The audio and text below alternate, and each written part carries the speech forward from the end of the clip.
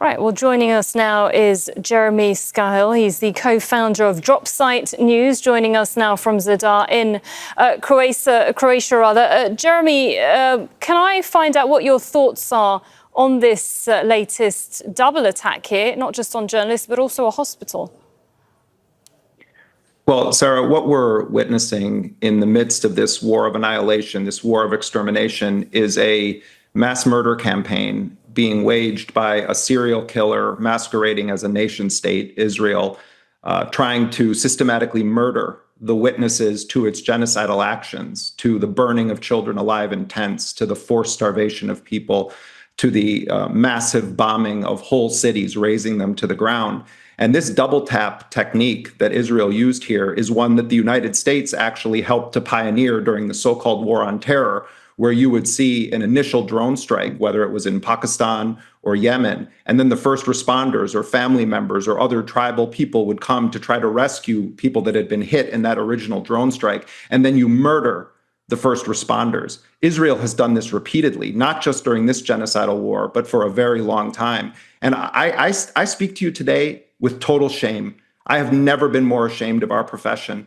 This is also, the blood is on the hands of Western news organizations that systematically dehumanize Palestinians from the beginning, spreading lies about beheaded babies, talking about Palestinians as monsters and serving as conveyor belts for the lies of an Israeli regime intent on wiping the Palestinians off the map. And shame on some of these news organizations, Western news organizations, when their Palestinian journalists, the greatest journalistic heroes of our lifetime, are killed. They say, oh, well, they were just a freelancer. Oh, well, this was a contributor to us. And then they always have to put in that lie from Israel. Well, we're investigating. Oh, they had ties to Hamas. Shame on our profession, Sarah. I was just about to ask you actually on that, because you're an investigative journalist calling for a revival of adversarial journalism, you said, in Western mainstream media, especially when it comes to the coverage of Gaza war. What do you see at the moment, and what do you think needs changing? Look, the fact that Netanyahu and Israel banned foreign journalists from entering Gaza is a huge problem.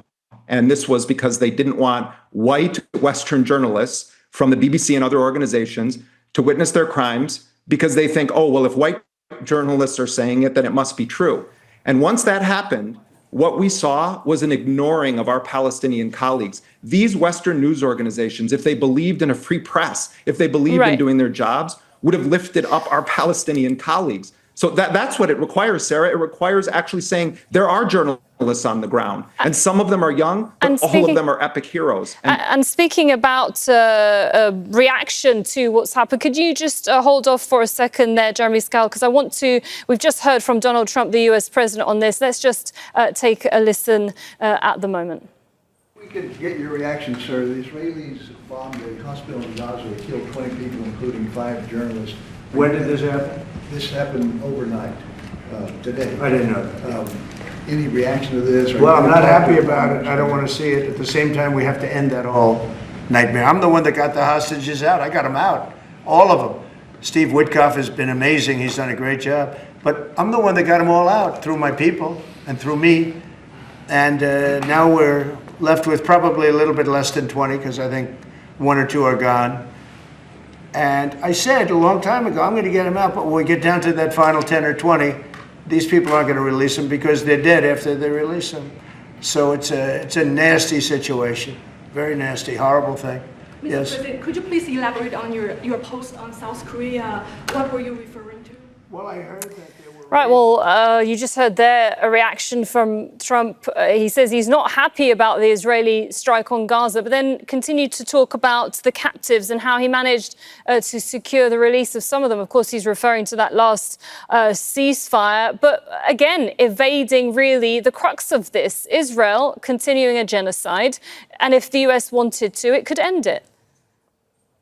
Yeah, and look, I mean, obviously Donald Trump is lying about he got the captives released. I mean, the man has a PhD in lying, but more so he glosses over it. Well, I don't like it. Look at what happens when Russia imprisons American journalists, or when adversaries of the United States kill journalists, it becomes a huge story and journalists start to put little banners in their Twitter bios. 270 media workers have been murdered by this serial killer posing as a nation state, and silence has been the dominant reaction across the board. And it's ironic that Donald Trump mentions the release of Israeli captives because no one wants to talk about the fact that Hamas just agreed to a ceasefire proposal that was drafted by Steve Witkoff and Ron Dermer, Netanyahu's top political advisor, that basically agrees to almost all of the conditions that the United States and Israel were imposing, and they're pretending that that's just not true. It's more evidence that we need real journalists that are willing to talk to everyone, including Hamas. We need real media organizations that are willing to hire Palestinian journalists on the ground in Gaza,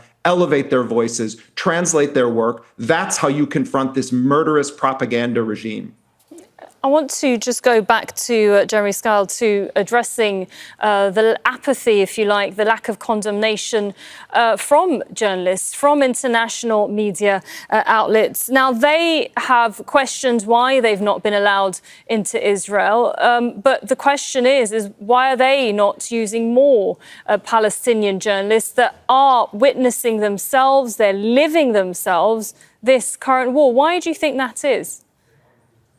Because they're part of the propaganda mechanism that Israel depends on. You know, Israel has accused the United Nations of being Hamas. It's accused doctors of being Hamas. It's accused parents with starving children of being Hamas. It accuses our colleagues, especially those from Al Jazeera, of being Hamas. And so, you know, recently, John Simpson of the BBC posted something saying that we need international reporters in there to get independent, verifiable information.